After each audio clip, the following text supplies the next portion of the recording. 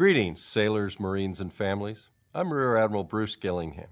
As Surgeon General for our Navy and Marine Corps team, I want to take a few moments to talk with you about the novel or new coronavirus. This is the virus that was first detected in Wuhan, China, and has been in the news recently. Our Department of Defense and Navy leadership have been actively engaged on this issue to help protect you and your family. The guidance and procedures we are following are closely coordinated with our interagency partners, especially the Centers for Disease Control and Prevention, or CDC. This ensures accurate and timely information is available, and all appropriate measures are taken to prevent the potential spread of the virus. Based on the information we have at this time, the overall threat of contracting the novel coronavirus outside of China is low. Colds and influenza are far more common. Navy and Marine Corps personnel and their families who have recently traveled to China should be aware of respiratory symptoms such as fever, cough, sore throat, or difficulty breathing. Should a service member or family member who has recently traveled to China experience any of these symptoms, they should call ahead to their medical provider to receive additional instructions for clinical care. There is currently no vaccine to prevent the novel coronavirus. The best way to prevent infection is to avoid exposure to this virus. To help prevent the spread of viruses, the CDC recommends the following: avoiding close contact with people who are sick, avoiding touching your eyes, nose, and mouth with unwashed hands, washing your hands often with soap and water for at least 20 seconds, or using an alcohol-based hand sanitizer. The readiness of our forces and families requires ensuring we are all in the best health to perform our duties and take care of our families. If you do become ill, take the right actions to keep others from getting sick. When you are sick, stay home or follow your local sick call procedures. Cover your cough or sneeze with a tissue, and then discard the tissue in the trash. Clean and disinfect frequently touched objects and surfaces. And know this: if we do what is necessary to protect ourselves and our families, we can avoid illness, stay healthy, and complete our missions. Be smart about your travel precautions, and what you can do to protect yourself and your family. If you need help or have additional questions, please contact your local medical representative. The CDC website has the latest and most up-to-date information. The Navy and Marine Corps Public Health Center website also has information on the novel coronavirus. Thank you for your attention to this important health information. I'm Captain Jason Brooks, inviting you to the 2020 Delaware National Guard All Ranks Military Ball. The ball this year has a 1920s, 2020s theme, basically taking us from what life was like 100 years ago and bringing us into the modern age, especially with how it translates here into the Delaware National Guard.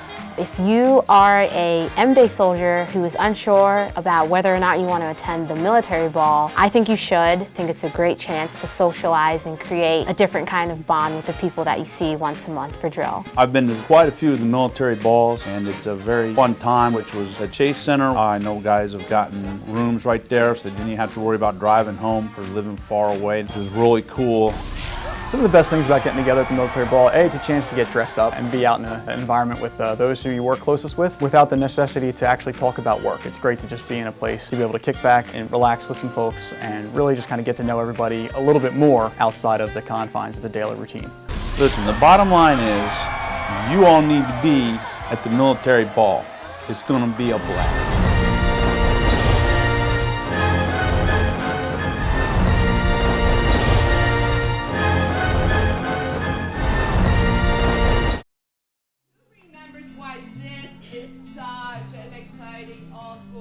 Meeting. Brielle, tell us.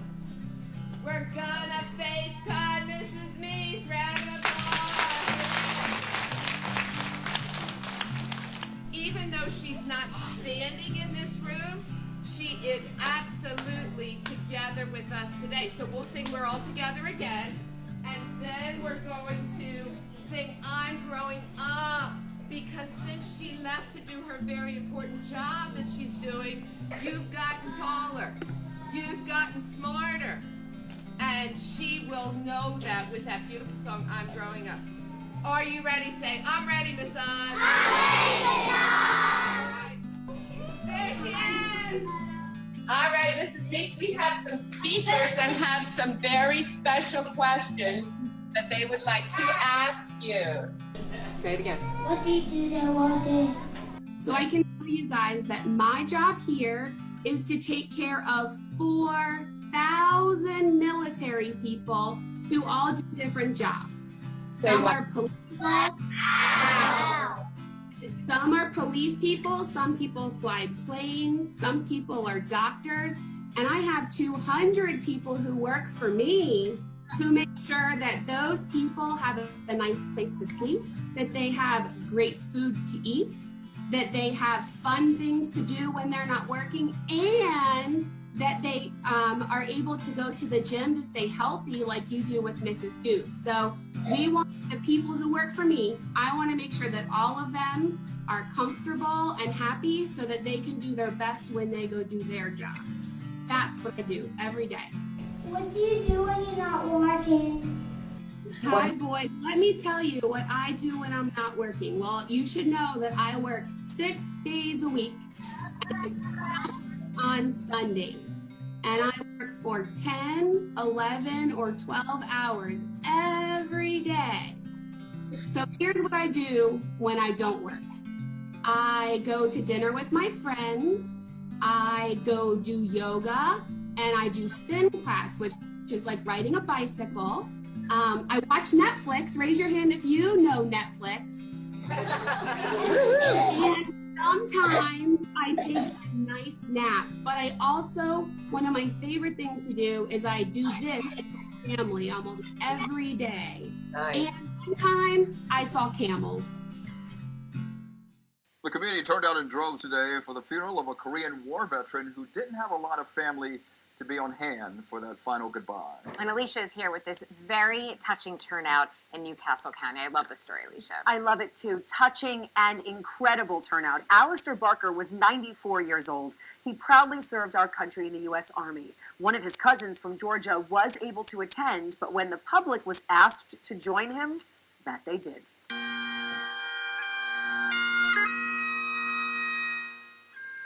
Hundreds of people turned out for Barker's funeral, among them veterans groups from across the state and the Delaware National Guard. Barker's cousin says he's emotional and overwhelmed by this turnout.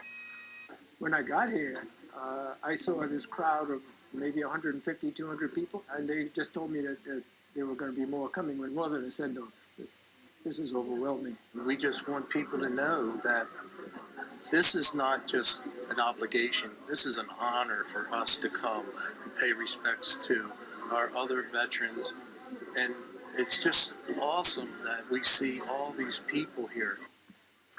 That's Master Corporal Tracy Duffy there. She helped spread the word. She often checked on Barker on her own time and was the one who found out that he had passed away and helped arrange his funeral. His family calls Barker a giving soul, and today the community gave back. Yeah. It's a great story. Thanks so much. Thanks.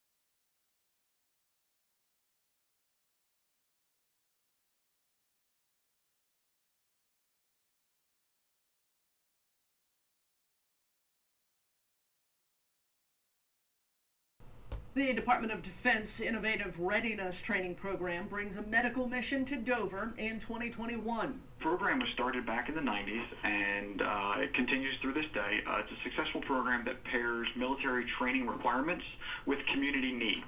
Councilman David Anderson and Dr. Dan Hodling from the Central Delaware Chamber of Commerce under the Central Delaware Housing Collaborative submitted an application and it was accepted. That's the Delaware Army National Guard's Medical Detachment Commander, Captain Jason Brooks, who expects the medical mission to cover 8 days in June and or July next year. And what this is going to look like as the plan currently exists is that Dr. Daniel Shelton, the superintendent of schools of the Capital School District, is going to graciously offer 3 points that we will be able to set up forward aid stations. Basically, we're going to bring medical, dental, optometry, and ophthalmic support. Captain Brooks stresses that there is no cost to the community or individuals served, noting taxpayers essentially foot the bill. He says individuals will be treated on a first-come, first-served basis by Army, Navy, and Air Force medical personnel. Kelly Steele, Delaware Public Media.